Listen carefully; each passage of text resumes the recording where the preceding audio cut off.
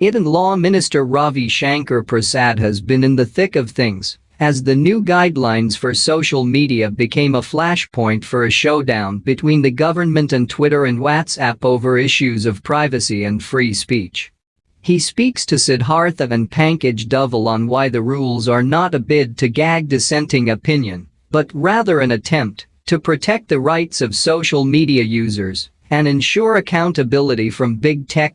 There is an impression that the government is playing nanny to social media.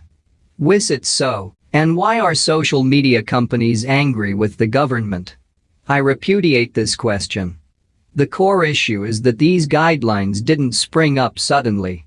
First, there are two Supreme Court judgments, the Prajwala case of 2018 regarding child pornography and the September 2019 case of Facebook versus the Union of India. In the second case, Supreme Court said that it is imperative that there is a properly framed regime to find out the persons, institutions, and bodies who are the originators of such content messages. It may be necessary to get such information from the intermediaries. Also, in 2018, there was a debate in the Rajya Sabha on fake news, where I had to give a commitment to frame guidelines. There have also been countless questions in every session of Parliament, and Vice President M. Venkaiah Naidu had set up a committee of parliamentarians that gave recommendations on the issue of child sexual abuse. In the present guidelines too, we went for the widest consultations possible. We got hundreds of comments and counter-comments, including from stakeholders. Thus, please disabuse the impression that we are nannies. No, we are not.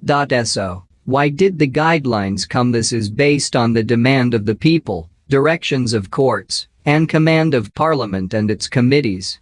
If a distraught mother complains of revenge porn her daughter has been subjected to, should I ask them to go to America, as Twitter says? If a woman complains of a morphed image, then what should I do? Today, it is not only political leaders who suffer criticism day in and day out, but also journalists, editors, judges and even businessmen who are trolled. Thus, focus of the rules is more on abuse and misuse of social media, not of use of social media.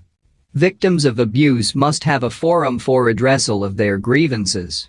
That's the main core of the rules. Then, why was there a problem with big social media companies? On February 25, we notified the new guidelines in the Gazette and gave the significant intermediaries a 3-month period to comply, which included appointing officers for compliance, addressing grievances, and being a nodal person.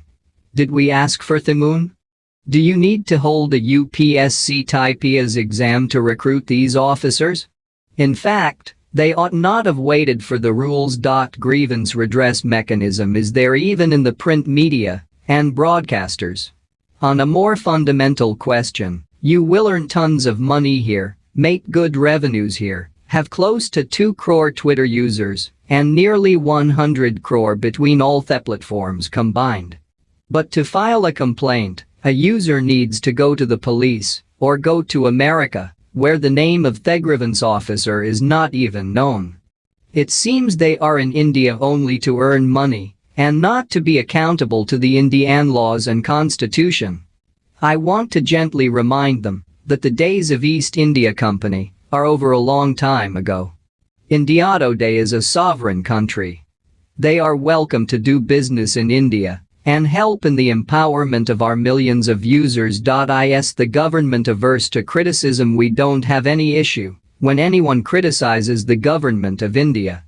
Let them criticize Prime Minister Narendra Modi, let them ask questions. We firmly believe in that right. But give a voice to the users who are subject of abuse. We are out of it. Because of their refusal to do so, we have been constrained to initiate this legal process. Why did social media majors not comply with guidelines within 3 months? They just said that give us more time. All I can ask is whether freedom of speech bogey is a shield to delay the new rules and not to obey. Is it just a facade? I am saying this with a lot of responsibility. They are free to do business in India, earn profit, and enhance their user base. But they have to be accountable to the constitution and laws of India. Having a parachains in India, but following the laws of America is plainly